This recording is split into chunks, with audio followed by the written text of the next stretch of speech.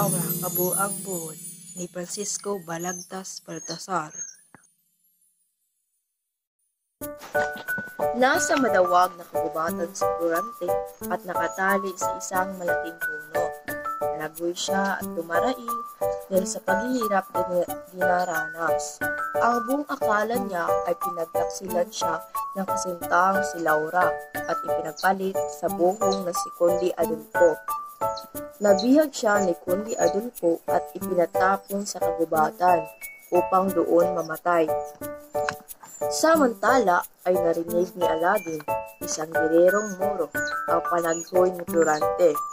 At nakita ni Aladdin ang dalawang umaaligid na leon na paong mga gutom na handa ng silain si Florante. Matapos na patayin ni Aladdin ang dalawang leon, ay kinalagan niya ng tali ang nangihinang si Florante at dinala sa isang malapad at makinis na bato. Nagkamali na si Florante at natuklasan ang kaaway na si Aladdin ang kanyang naging tagapagligtas. Sinabi ni Aladdin na bagaman magkaaway sila dahil sa sikta at relihiyong kinabibilangan ay hindi naman ito dahilan upang hindi siya iligtas si Florante.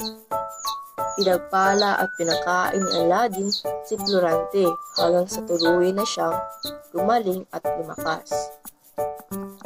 Isinalaysay ni Florante kay Aladdin ang kwento ng kanyang buhay simula pagkabata hanggang mag-aral siya sa Atenas at makilala ang taksil na si Adolfo. Matapos nabanggit ang kanyang buhay sa kamay ni Adolfo, nawala at sukat ito sa Atenas. Nakaraan ang ilang panahon ay nakatanggap siya ng sulat na sasabing namatay na ang kanyang ina.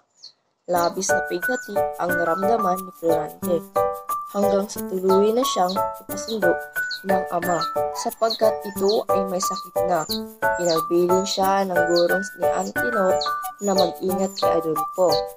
Pinayagan din ito ang pamangkin na si Amenandro na samahan si Florante sa pagbalik sa Albania. Labis na natuwa si Florante sapagkat matalik niyang kaibigan si Amenandro at ito rin ang nagligtas sa kanya sa kapangyarihang pinulot ni Adolfo. Sa kanyang pagbabalik ng Albania, dinala si Florante ng kanyang amang si Duque Bisio kay Hari Niseo. Nakatanggap ang hari ng sulat mula sa bayang Crotona na ito ay sinakop na mga Moro. Inatasan ni Hari Niseo si Florante upang maging general ng hukbo. Nagpapalaya sa Crotona, ang bayang pinagmula ng ina ni Florante na si Prinsesa Floresca. Ang kasalukuyang hari na nakaluklok sa Crotona na nakailang iligtas si Florante ang kanyang mismong momo. Bago patumulak patong digmaan si Florante, ay nakita na niya si Laura. Agad siyang umibig sa prinsesang anak ni Hari Niseo na una pa lamang silang pagkikita. Nagkaroon ng pagkakataong makapag-usap ang dalawa hanggang na sila ay nagkaroon ng sumpaan. Lumuluwa si Laura nang umalis ni si Florante patungong Crotona. Ilang beses nagtagumpay ang hukbo ni Florante sa digmaan hanggang tuluyang mapalaya ang Crotona. Ilang buwan lamang silang nanatili sa Crotona at sa kanilang pagbabalik ng Albania ay dinatda nila itong napalibutan ng lagim. Ito naman ay sinalakay ng mga Moro sa pamumuno ni Aladdin. Inabutan pa ni Florante na aktong kupugutan ng oro si Laura nang kanya itong mailigtas. Naitaboy ng hukbo ni Florante ang mga manlalakay na Moro. Napalaya ang nakabilangong hari at ang kanyang amang si Duque Bisio. Kabilang din sa mga napalayang bilanggo si Adolfo. Labis na nangitni at nalubog si Adolfo sapagkat ipinagbunyi ng buong Albania ang kagitingan ni Florante. Kay takda ang isa nila Florante at Laura. Lihim lamang na napag-ugnayan si Adolfo sa mga Moro upang muling manalakay. Nais lamang ni Adolfo na lansihin si Florante. Muling umalis ang hukbo ni Florante upang tugisin ang mga manlalakay na Turko. Ipagtunggali ang hukbo ni Florante sa mga bayan-bayan hanggang ganap nila ito ng taboy. Nasa Itubla si Florante upang nang makatanggap ng liham na pinapauwi siya ni Haring Naseo na mag-isa. Iniwan niya kay Menandro ang hukbo. Dumating siya sa palasyo na may mag-isa at noon siya hinuli. Laking gulat ni Florante nang bumunod sa kanya ang libu-libong kawal na pinamunuan ni Adolfo. Ibinilanggo siya ng 18 araw hanggang sa tuluyang pinatapon sa kagubatan. Pinapugutan ni Adolfo ng ulo si Haring Naseo at pati ang kanyang ama, si Duque Brescio. Batid ni Florante na magpapakasal na si Laura kay Adolfo, kaya't labis-labis ang kanyang pighati. Nagtapos ang kwento ni Florante nang tuluyan siyang iligtas ni Aladdin na noon ay gumagalang din sa kagubatan. Isinalaysay naman ni Aladdin ang dahilan kung bakit siya nasa kagubatan.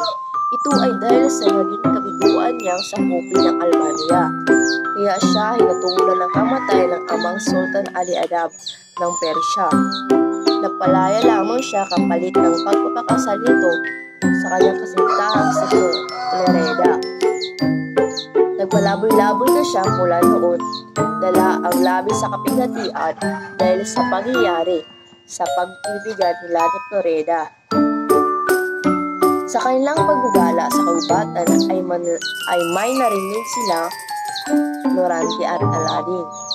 Naroon din sa kagubatang iyon sila Laura at Floreda. Isinalaysay ni Floreda kay Laura na tumakas siya kay Sultan Ali Adab at pinakaharap niya sa kagubatang iyon ang kasintahang si Aladdin hanggang sa makita niya pinagtangkang halayin ng isang buhong si Laura. Sa pamagitan ng pagtutla ay napatay ni Floreda si Adolfo. Nagkita-kita ang apat at labis ang naging kaligayahan ni Florante. Lalo't napatunayan ng hindi siya pinagtatak sila ni Laura. Pinagtapat ni Laura na sinulatan niya si Florante noong nasa Itubla ito para bigyan ng babala. Subalit na unang dumating ang peking sulat ipinadala ni Adolfo na may lagda ni Haring Naseo. Ang sulat naman ni Laura ay natanggap ni Menandro kung kaya't nagawang sumalakay ng hukbo ni Menandro upang iligtas ang Haring Albania. Noong nakugkog na ni Menandro ang Albania, ay tumakas si Adolfo sakay ang kabayo at dinala si Laura sa kubatang iyon hanggang mula kung saan ay may dumating na isang tagapagligtas. Matapos mag-usap ng apat ay dumating si Menandro sa kagubatan upang sila ay iligtas. Pinagbunyi sila ng kahariang Albania, ikinasal silang apat kasabay ang pagpapabinyag na Aladdin at Floreda. Namatay na si Sultan Ali Adab, kaya't nakabalik sila Aladdin at Floreda sa kanilang bayan. Muli itong pinapunuan. Tanghal naman bagong hari at reyna ng Albania sina Florante at Laura.